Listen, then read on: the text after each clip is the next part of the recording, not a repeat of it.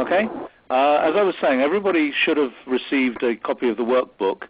It's not essential that you have that, but if you do print it out, it will make the call more effective for you because you'll be able to go through the exercises. But the exercises are all on the slides. And during the webinar, there's a number of polls that I'm going to do. And when they come up, if you just type in whatever you feel like typing in, then only I will see it. And I'll then deal with it as the poll answers come in. So all that will become clear as we go along. Okay, so let's get started with the webinar, which is called "Change Your Relationship with Time." And my whole take on time management is that it's not about to-do lists and how you manage the execution of your time. It starts at a much more strategic level. And it all starts with personal accountability. And what I'm going to go through today is going to talk about the personal accountability, developing what I call your time edge, identifying the value of your time, figuring out how you can use your time more strategically, identifying when you're working below your pay grade and how you can stop doing that, and then finally, activity elimination, which is really the payoff for how you can make your time more effective. For a lot of what I talk about here, there are supporting articles which are on one of my 3 websites, which are set out on the slide that's up at the moment. And those websites are, there's the Time Edge, which is my time management website. There's my stevedavies.com, which is my writing site where I post all my articles, and my Edge Initiatives website, which has also got some time management stuff on it and a number of other management kind of articles and information. So let's start by talking about personal accountability. There are 3 resources in business: time, or money, people, and time. And we spend an awful lot of time as business owners worrying about money and people and trying to control them. But the only thing we really have control over is our time. And yet we spend the least effort in a lot of cases, or in most cases actually in my experience, we spend the least effort trying to control our time more effectively. And the issue is that you can't manage time. You know, time management is really a stupid phrase, because how can you manage time? It's not something by definition that can be managed. All you can do is you can manage the way that you spend your time. It's about the commitments that you make. It's about the things that you choose to allow into your day. And developing what I call your time edge involves 3 things: changing what you allow in your day. You have to transform your behaviors, which is why this is so difficult to do. And it all comes down to what I call change the grains of time. And I use the visual of an hourglass or a sand timer. And if you think about a sand timer, there's nothing you can do to stop the grains of sand running through the timer to the bottom. You can stand it on its side, but that would be cheating. But essentially, the time is going to run through that sand timer, whatever you do. But figuratively, what you can do is you can take the top off that and you can change the grains that are in the sand timer. And those grains represent the activities that you allow in your day. So if you can change the things that you allow in your day, the commitments that you make, the activities that you take on, then that's really the key to time management. Years ago, I had a client who called me up and said, "Hey, I've got a real time management problem. I need your help." And we sat down and we talked about it. And he didn't really have a time management problem, a time execution problem at all. He felt that his problem was that he didn't have enough to-do lists, that he wasn't getting the things organized properly. But his problem really was that he just had too many things he was trying to do. He had too many things crammed into his day, and he wasn't spending time focused on the things that were most important. And that's what this talk is all about and what the Time Edge is all about is changing the way that you manage your day in order to focus on the things that drive the most value to your company or your job, and that's what we're going to talk about today. Because the thing is, there's no one place where you can find time. There isn't a pool somewhere that you can go and dip into that's got time in it. It's not in one great lake. It's in 1,000 tiny pools, and so you pick up little pieces of time here and there. It's all the things that interrupt you, all the things that stop your flow of work. Or to develop your time edge, you have to view time from a different perspective. And that means identifying what's most important, designing your day with that in mind. And it comes down to focusing on managing events and outcomes, because that's really the key here. And making or identifying and managing strategic time. And the concepts are that time in the abstract isn't a helpful concept. We all have 24 hours in a day. Some people seem like they have more. Time really only exists by relating it to events, to commitments that you make. And you have to focus on what's important and relate your time to the commitments that you want and not the ones that other people make for you. So let me move to the Stephen Covey chart that comes from the 7 Habits of Highly Effective People. And what he says is that things are either important or not important, and urgent or not urgent. And so you see the grid. So the things that are both urgent and important that come up in the top left grid, they're no problem. They get done. They're screaming for attention. They're important. They're urgent, and we do them. And that's how we spend a fair amount of our time. Unfortunately, the next place that we spend our time are on things that are urgent and not important. Now, people often say to me, well, what does not important mean? And my answer to that is, it's not important that you do it. It may be important that it gets done, but it's not important that you do it. It's below your pay grade. It's something that you shouldn't be involved in. Then the next thing that happens is we've got things that are neither urgent nor important, and these are the real time wasters. So how do these get into your day? Well, the trouble is you put them on your to-do list, and it feels good to tick things off your to-do list. And really what you should do is you should be putting those things on a to-don't list of things that you're not going to do, that somebody else is going to do, or that don't need to be done at all. And then the last piece of this is the bottom left, which is things that are important but not urgent. And this is really the area of transformational change. This is the area where a lot of your most important activities are going to reside. Things that are important but not urgent. So let's take a look at what might be in some of those boxes. So the things that are urgent and important, crises, pressing problems, deadline-driven projects, things with a deadline, sales and marketing issues, employee issues can be both urgent and important. They can be both urgent and unimportant. They're urgent to the employee but not to you. The things that are not important but are urgent, things I call time bandits. The biggest culprits there are phone, email, people interruptions, unnecessary reports, unimportant meetings, junk phone calls, junk mail, other people's minor issues. Those are urgent but not important to you.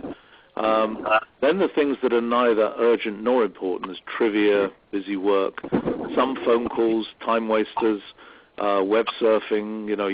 You think you're working and suddenly you find you're watching a video about dogs dancing. And I hear a laugh of recognition there.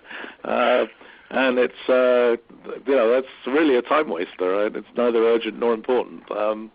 And then in that bottom left column, which is the place that I want to get you to, as I said, this is the area of transformational change. This is the area where if you could spend more time here, then you would change the way you run your business, and you would generate more value within your business, And the things that are in here are planning, preventing problems, strategy, pursuing new opportunities, relationship building, and renewal and recreation too. You know, we get so caught up in the tyranny of the urgent that we lose sight of the bigger picture and think we can solve our time management problems. Regarding the room reservation for the alternative board. Sorry, could whoever that was mute their phone? If everybody could try to mute their phones, that would be helpful. And as I say, renewal and recreation, because it's important that you don't try to solve your time management problems by just working harder. I was talking to somebody the other day, and he was saying that he couldn't get things done during the working day, and he felt that he had to spend less time with his family to get those things done. And that's really not the answer. The answer is to figure out how you can spend more time working on those things during the time that you should properly allot for your business, and keep the renewal and recreation piece intact. So to summarize what's going on here, the goal is to create and manage what I call strategic time, which is to get to the things that are important, and change the grains by eliminating the not important, making time for the important, and getting down to the bottom left. So if we use a visual for that, we go back to the Covey chart. So what we want to do is we want to get rid of the things that are on the right-hand side here, these things that are in the not important column, and we want to get them out of our day, remove them completely if we can. And the object of the exercise is to get down to the bottom left, the things that are important and not urgent. So that's what we're trying to accomplish here, and that's what I'm going to be focusing on for the next 45 minutes or so. So the first exercise, which is in the handbook, the workbook exercises that we sent out, is what I call the frustration list. And the idea here is that we start by identifying frustrations, the top things you aren't getting done, the things that are victim to the tyranny of the urgent, the things that a lot of these will be in that bottom left, urgent and important and not urgent box. And they may be tactical things you can't get to. They may be strategic initiatives. They may be things there are things that are holding you back from doing them. So what I want you to do is to think about what are the things. I want you to create a list here of things that you're not getting done that are really frustrating you. Things that you think perhaps when you're driving home, as another week has passed, or another day's passed, or another month has passed, where I haven't got that done. You know, I haven't written that plan. I haven't done that marketing plan. I haven't called that customer that is an important retention call. The things that are being thrust out of the way by things that are more urgent. And as I said, they may be strategic or tactical. And some of the areas that they reside, some of the most common frustration areas, marketing, sales, planning not getting done, new product development not getting done, acquisitions that you keep pushing off because you really don't have time to do them. Could be procedures. For a lot of people that I work with, their business isn't running properly because they don't have the right processes and procedures, but they're too busy to put them in place. Hiring. People don't hire properly because they don't have time. They don't have a hiring process. They don't have time to onboard employees. They don't have time for employee development. They don't have time for training. There may be financial issues. You may be so busy chasing your cash flow issues that you don't have time to step back and think about how you can really resolve them. So I'm not going to ask you to share your frustrations, but write them down. And in the workbook or here or on a piece of paper, wherever, if you can write down what your top 5 frustrations are, what are the things that are not getting done that you really are concerned about, that irritate or annoy you? I'm just going to give you a moment to think about that.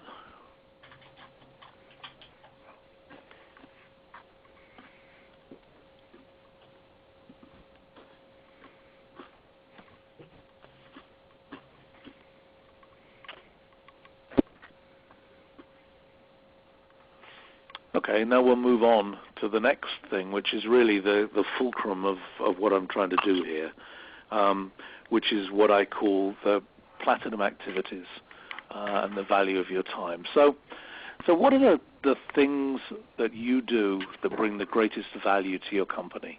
What I want you to do is to come up with a list of the most important things that you do. Now, you might start with your frustration list, the things that you're not getting done. That's a good place to start this exercise. And then we're going to go on to think about what you need to do to get these things done.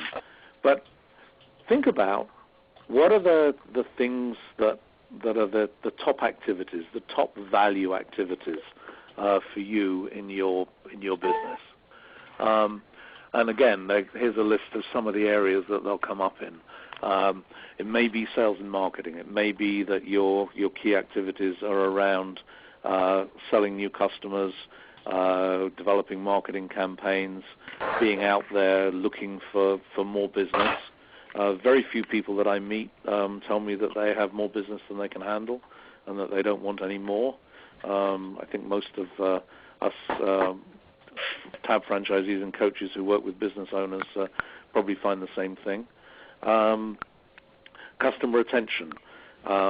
Is that an area that's where you bring the greatest value to your company? How about increasing profitability, improving productivity, which is another part of the same forest. Planning, strategic planning, marketing planning, then developing new products and services. Is that an area that brings the greatest value? Identifying new markets. I can tell you that entering your financials into QuickBooks is not going to be something that brings the greatest value to your company. So people struggle with this a little bit, but so think about this hard. And what I'm going to do is we're going to have a poll now that will give you that will give me an opportunity to see what's on your mind. So type in what you think your top activities are. I'm going to be the only person that sees it. This isn't going to be shared with the whole group of everybody on the webinar. But put in what you think are your top value activities, the things you do that bring the greatest value to the company.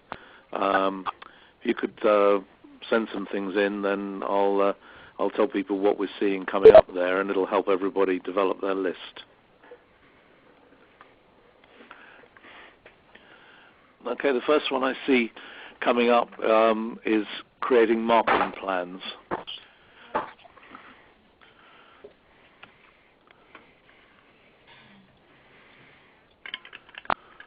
Hiring the right people, customer retention, cash management, meeting with clients,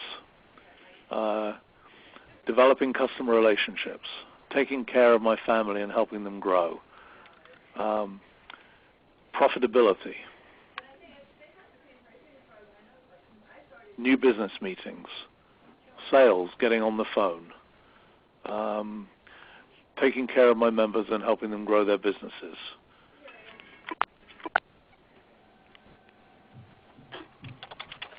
strategic planning, employee development, new products and markets, setting organizational priorities and culture, improving productivity, selling and marketing. So there's some platinum activities that people have put down. So now, so let's spend a moment now to refine our list. So I've put down 7 here. It doesn't have to be as many as 7. At least 3, 3, 5, 7.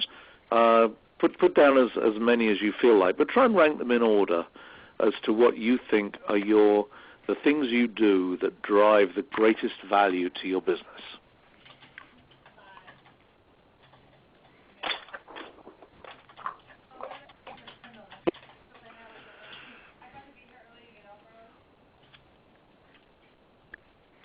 Okay, so now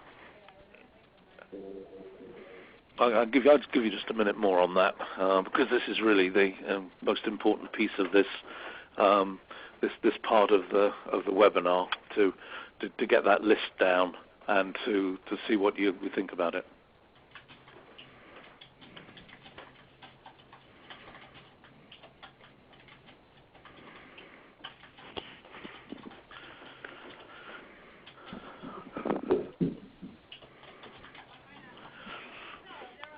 Okay, so now we're going to move on. The next piece of this is what I call time opportunity value. And so what we're going to do here is to figure out the value of your time when you're working at your platinum activities, when you're working on the most important things in your business, to identify what the value of your time is. Now, in looking at the value of your time, it's not what you're paid. It's not cost plus.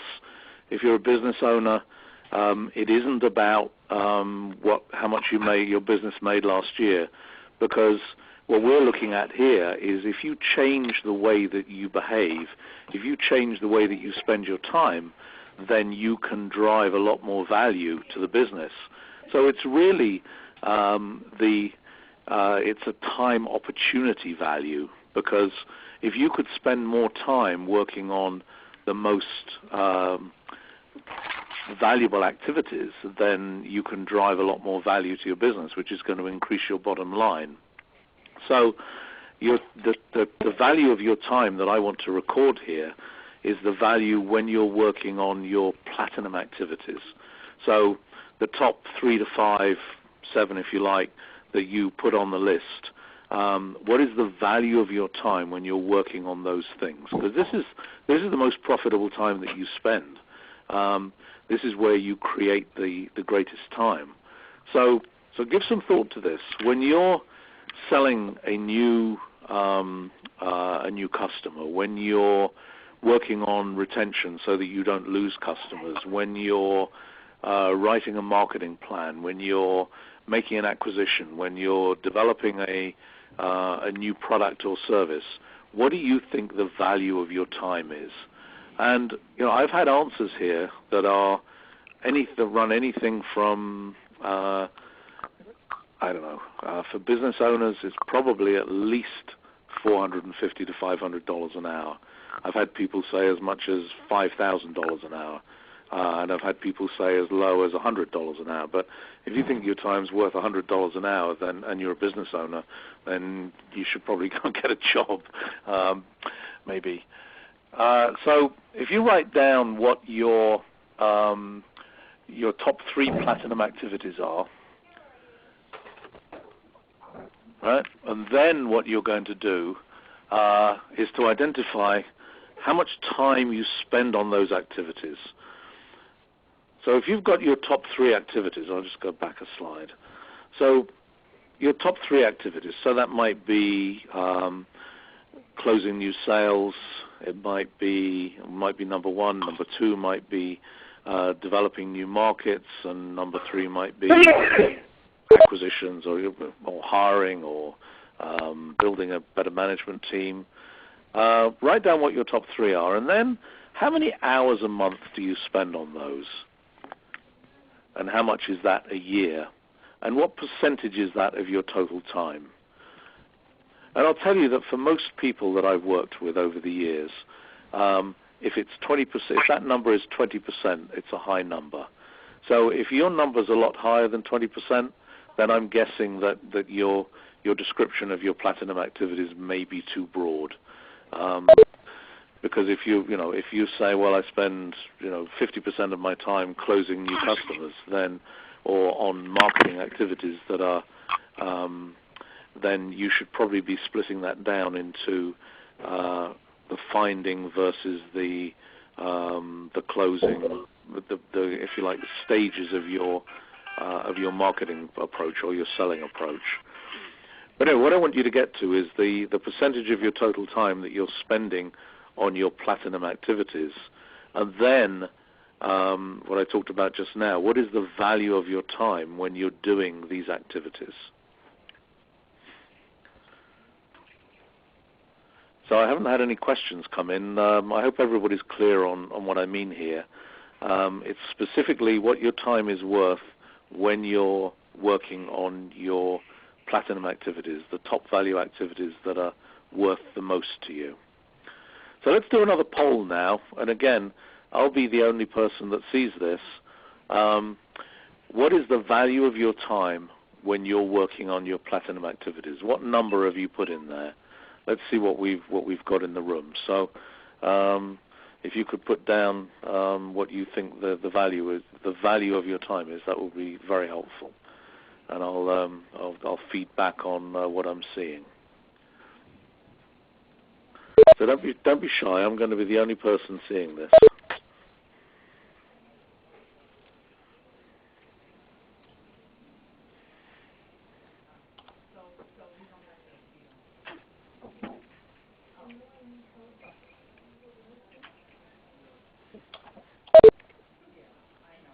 Okay, so I've got a 300 an hour, a 1,500 an hour, 1,000 an hour, another 300 an hour. I don't think we can average these, but think about this deeply, because yes, and I do see $100 an hour as well. Somebody just asked me. I see that. Think about this deeply, though, because this is a really, really important number. Because if you really believe in this number, if you come up with a number that you absolutely believe is the value of your time when you're working on the most important things in your day, then it's going to change the way you drive your behaviors. And I can't overstress the importance of this.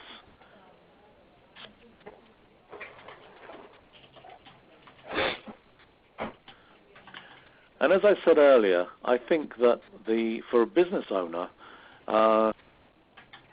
probably at least $400 to $500 an hour, maybe more than that. We spend so little of our time really working on our platinum activities. I think that that the actual value of our time is probably a lot lower. So we're talking about the value when you're working at your peak, when you're working on your most significant activities that really drive value to the company.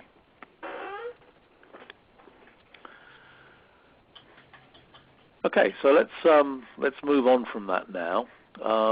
So you've got your number, and you've also got from a couple of slides ago how much time you're spending on your platinum activity. So how much time do you think you should be spending on your platinum activities? If you're spending 10 hours a month on your platinum activities, that's not a lot. That's about 10% of your time, which is, as I said earlier, what I see a lot of people actually spending on their platinum activities. Whatever your number is, assuming it's a low number, how much should you be spending? Could you double it? Should you be spending that much more time on it? Are you getting so caught up in the tyranny of the urgent that you should or could be spending more time on your platinum activities? And so how many hours a month should you be spending, and how many, both monthly and annually, and what percentage is that of your annual time? And then at the bottom of that, and if you've got the workbook, it's much easier to do, how many additional hours is that in a year? So how many additional hours could you be spending on your platinum activities in a year?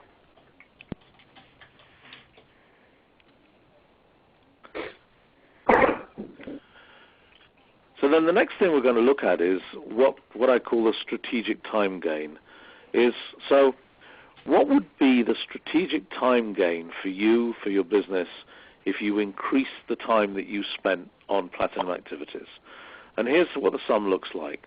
First of all, you put in the hourly value of your time, whatever number you came up with, and if you revised it as a result of what you heard from other people, from what they sent in, if you now revise it to a different number, preferably upwards, because I think you should be valuing yourselves highly, Then the next one is the number of hours you think you should gain a month, the additional number of hours you think you should spend working on your platinum activities, the number we just came up with.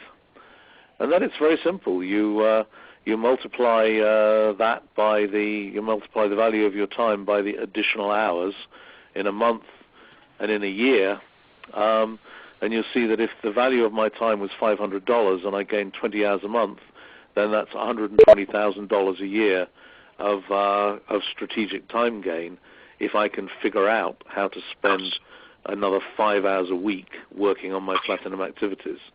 So it's a big payoff for a not very large behavior change. An hour a day can generate me that much more value. I think it's an eye-opening process, and what stops us doing it is that we allow so many other things to get in the way. So, any questions on how this calculation works, on how to do this? Okay, so again, let me ask you to share what number you came up with. What's your annual strategic time gain when you go through this exercise and look at your platinum activities and the value of your time, and how much time you could gain if you changed the way that you did this, changed the way that you spent your time to spend more time on platinum activities. Okay, I've got a 60,000, I've got a 240,000, I've got a 200,000, 120,000, another 60,000, 90,000. Some decent numbers, for what is probably not a not a big change in the number of hours you spend working on your platinum activities. It's one of those things where the relationship between the strategic time gain and the amount of time, the additional time that you need to spend on your platinum activities is not that great. If you could find an hour a day and change the way that you manage your time or change the way that you choose to spend your time, then you've got a big payoff, as I hope you see from this. So now that we've done that, the stage is set to talk about the things that you want to make time for. Hopefully, the idea behind this is that the frustration list is supposed to irritate you. The platinum activities are designed to show you how you can focus differently and generate more value from the way you spend your time. Because what I've found over the years is that people only change their behaviors if they have a compelling reason to do so. And I think the compelling reason is the additional money that you can make. And I think that that's a compelling reason to behave differently, a reason to work to change your relationship with time. So if you're motivated to do that, then here are some questions for you. So the first question is, now that you've identified the value of your time, are you working below your pay grade? Are you spending time, if you put in $500 an hour, are you spending time working on $20 an hour activities? $50 an hour activities even? Because one of the things that I've seen happen, particularly as a result of the recession, is that people have become terrified of overhead, and so a lot of organizations have flattened out. And what that means is that they've got rid of a lot of people, so people all the way throughout the organization are working below their pay grade because there's nobody to do the photocopying, there's nobody to do the administrivia. People are doing things themselves because either there isn't anybody to do it or they don't perceive that there's anybody to do it, which brings me to what I call barking dog syndrome. And what's behind this is why have a dog and bark yourself? And the barking in this is the activities that are below your pay grade. So if I joke around with my assistant about this, that why have a dog and bark yourself? If I have an assistant who can do something that's below my pay grade, then I shouldn't be doing it myself. And yet I see people all over the place who have help, who have resources in their organization, but are not delegating the tasks that they should be to those people. Then the other thing I see is organizations where, and also solo people or people with very small businesses, where they really don't have anybody in their organization to delegate to.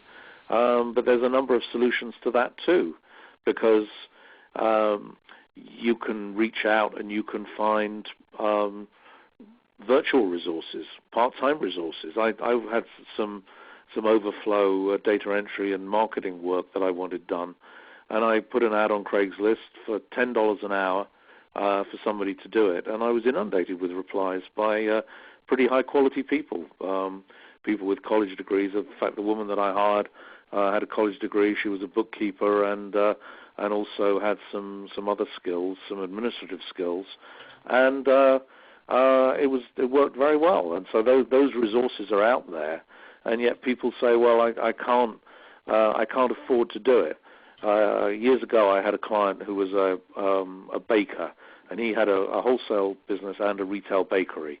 And I called him up one day to fix up to see him, and he said, I can't meet you this week because I've got to drive the truck. And I said, well, why is that? And he said, well, my driver's sick, and I can't afford to hire anybody else to do it, so I'm doing it myself. Well, what would it cost to hire somebody to drive a truck? $12 an hour, $15 an hour, and the value of his time is what? A lot more than that, I would hope. As a business owner, maybe $450 an hour. So then that brings me to what I call the ROI admin concept, and what that says is that if I value my time at $450 an hour, and I can hire somebody at $15 an hour to take some time off me, then let's assume that it's going to take them 3 times as long as me to do whatever the task is. Well, what that means then is that for $45, I can generate an additional hour of my time, which I value at $450, and that's 1,000% return. And there aren't many places in your business where you can see 1,000% return. So if you're working below your pay grade, and if you're doing things that you shouldn't be doing that are stopping you getting into your platinum activities, then you're giving up that huge opportunity value that you could be gaining if you figured out how to get rid of some of the activities that you're doing that you shouldn't be doing. So armed with that brings us to the question of, well, what activities do you do that you shouldn't, and which activities should you eliminate? And what I'm going to talk about now is elimination planning and execution, and creating your time edge. So there are 2 concepts that I really want to get to here. The first is really recalibrating your day, which is identifying and maximizing what I call your prime time, and then figuring out how to eliminate inappropriate activities that are below your pay grade. So let's talk about prime time first, and there's an exercise in the workbook on prime time. So the way prime time works is that is how do you identify your best time of day, or what is you need to identify your best time of day. So that may be first thing in the morning, it may be in the middle of the night, it may be when you don't have any interruptions, which, by the way, is a fallacy, because it's really more about biorhythms and, when are you at your most effective. And my belief is that it's about a 3-hour time period in any day. And people have argued with me that, oh no, I'm at my best the whole day. But the whole of life is a bell curve, and you can't be at your best all the time. However you define it, you're better at some times than others. So you identify what is your best time of day, and I hope you're doing that now. to jot down what you think is your best 3 hours of the day.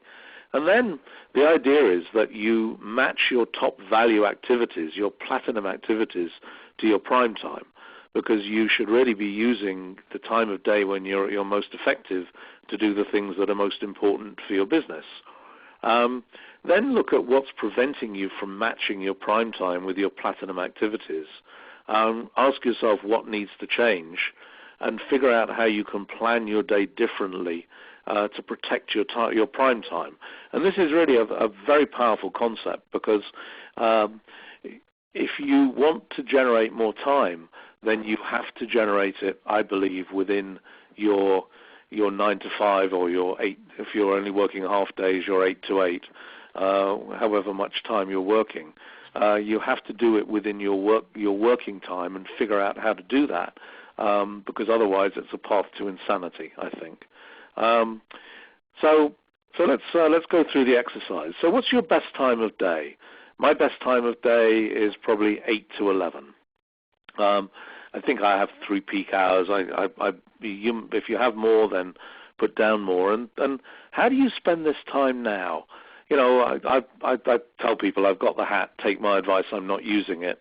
And so the advice that I give is not necessarily what I'm doing myself. And what I find is that I know that my prime time is 8 to 11, and I should really organize my day so that I'm doing the things that have the most value to my business during that 8 to 11.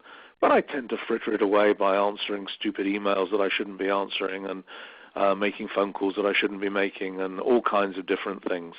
So ask yourself that question seriously. You know, what is your best time of day, and how are you spending it now?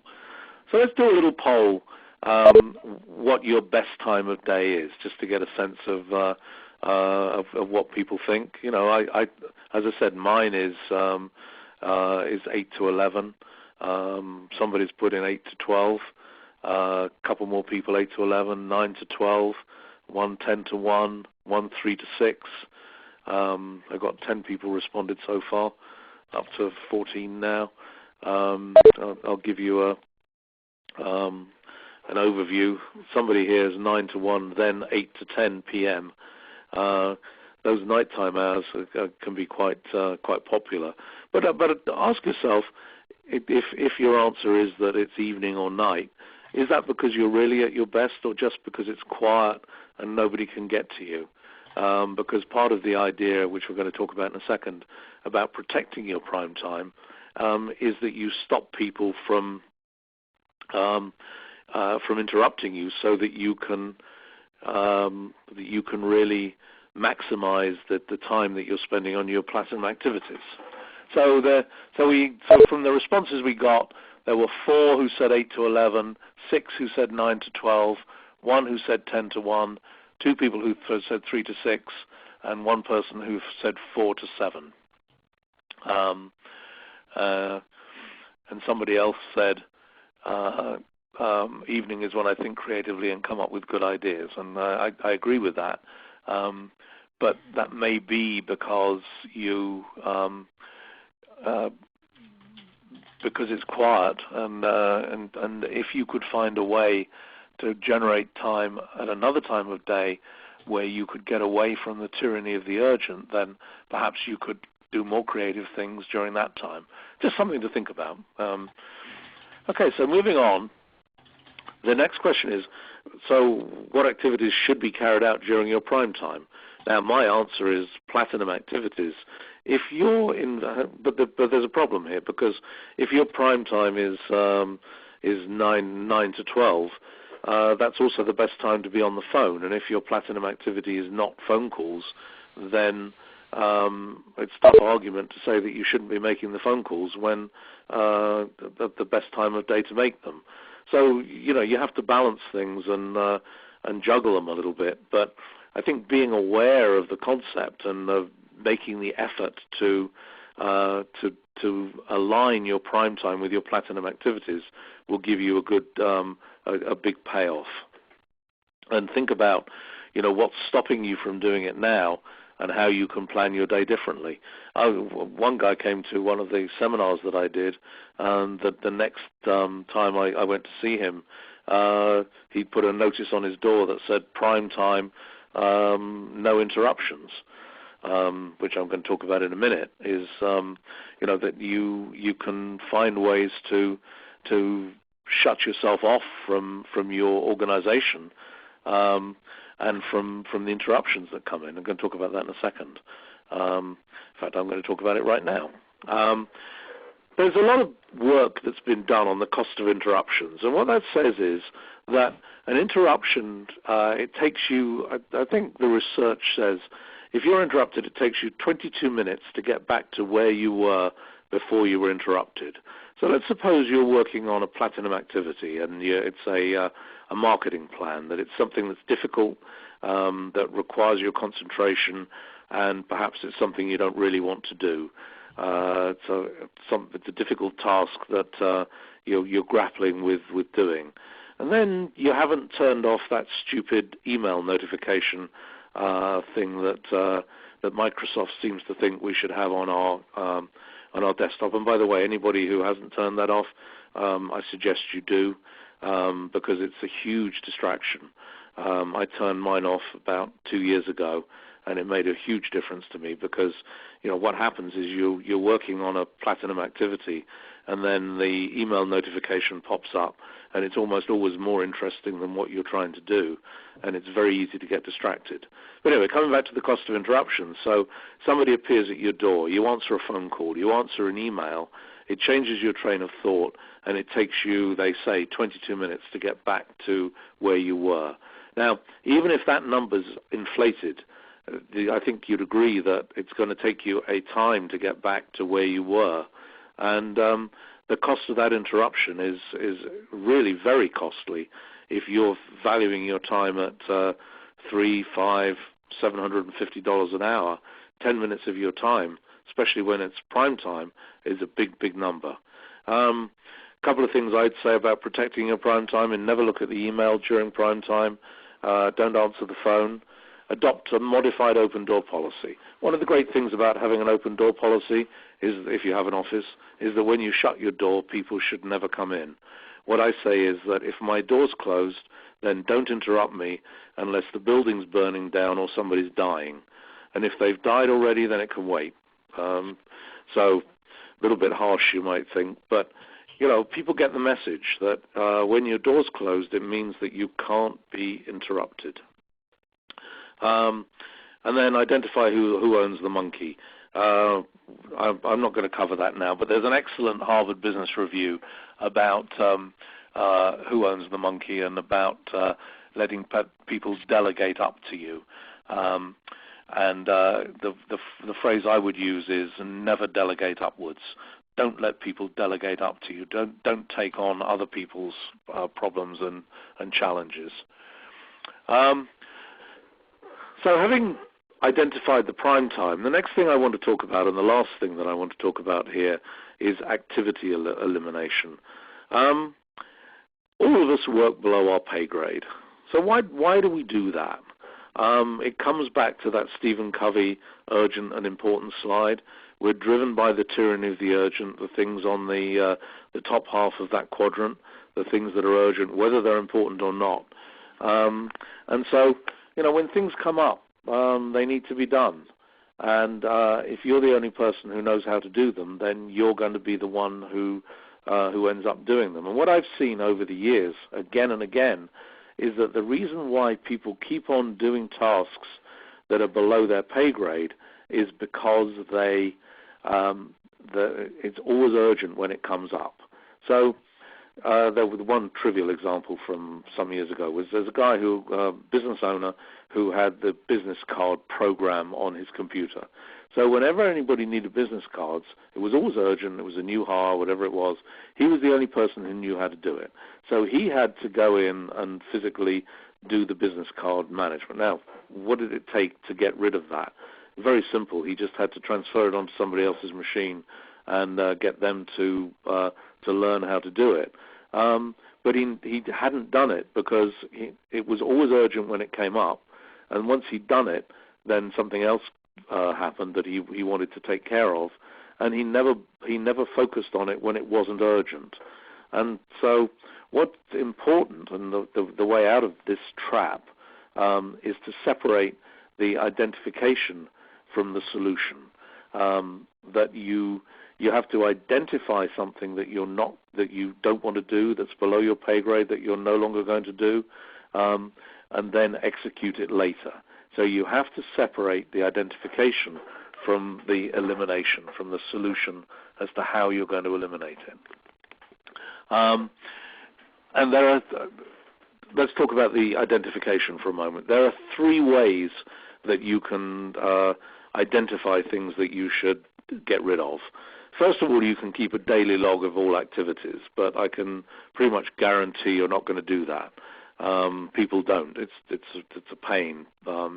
It's very time consuming, and people don't like to do it. If you can bring yourself to do it, it's one of the more valuable activities you can go through. But the reality is that you probably won't. The next best thing is to do a daily review of everything you shouldn't have done during the day. It doesn't take long. It takes like 3 minutes. If you discipline yourself at the end of each day to sit down and think about, okay, what did I do today? What were all the things I did that I shouldn't have done? And write down what those are. Don't do anything else. Just write them down. If you start to get into thinking about how you're going to get rid of them, then you won't, because the execution is going to get confused with the identification. And if it's a big thing, like somebody said, I want to get rid of invoicing. Well, that's a huge task. And every time he thought about getting rid of invoicing, it had about 23 steps in it, so he never did it until he wrote it down. And then he and I sat down and went through what steps he needed to take to get rid of it, and took it on as a project, which is really what you need to do. So if you do the daily review and just write down all the things that you do that you shouldn't do, you're going to find that you're developing a pretty powerful list of things that you need to get rid of. The other way to do it is to identify each task you shouldn't be doing as you do it and write it down.